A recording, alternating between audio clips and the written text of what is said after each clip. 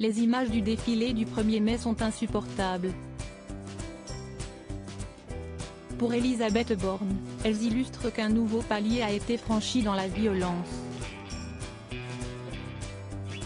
Nous devons tous, responsables publics, la condamner avec la plus grande fermeté, insiste la Première ministre lors de la séance des questions au gouvernement, de ce mardi 2 mai, rapporte Le Parisien. Dans son viseur, Jean-Luc Mélenchon. À droite comme à gauche, les élus dénoncent son silence face aux violences qui ont fait 406 blessés parmi les policiers et gendarmes sur place. A l'inverse, le chef de file de la France insoumise a pris la parole avant que le cortège ne s'élance pour scander à bas la mauvaise République. Mauvaise République, c'est évidemment une provoque de Mélenchon, assure un écologiste à nos confrères. Les insoumis en font une par semaine et les macronistes font semblant de s'offusquer, c'est du théâtre. Sauf qu'à la fin c'est le RN qui gagne. Supérieur à Jean-Luc Mélenchon, découvrez les femmes qui ont compté dans sa vie. Jean-Luc Mélenchon et Gérald Darmanin se renvoient les responsabilités sur Twitter. Jean-Luc Mélenchon s'est mépris au ministre de l'Intérieur au lendemain du défilé du 1er mai. Le maintien de l'ordre hier a tourné une fois de plus à une absurde violence générale.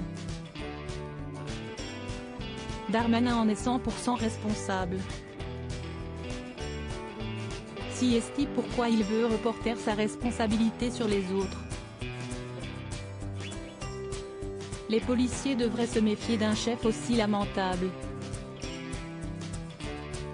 Le principal intéressé n'a pas attendu pour répliquer. Sur BFM TV, il dénonce la position de l'insoumis entre l'ambiguïté et la complicité. Avant de l'accabler en lui remettant une partie de responsabilité des violences après avoir voulu exciter tout le monde en appelant quasiment à la sédition lors de son discours. Pour lui, les insoumis sont complices, manifestement, de ces violences. Comme le rappellent nos confrères, le député LFI Alexis Corbière jugeait qu'il était dingue et irresponsable de participer aux manifestations armées de cocktails Molotov. Il avait alors eu une pensée particulière pour le policier qui a pris feu.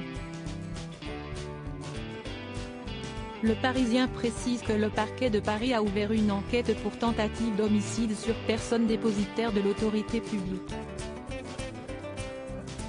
Crédit photo, Jonathan Réboa Panoramique.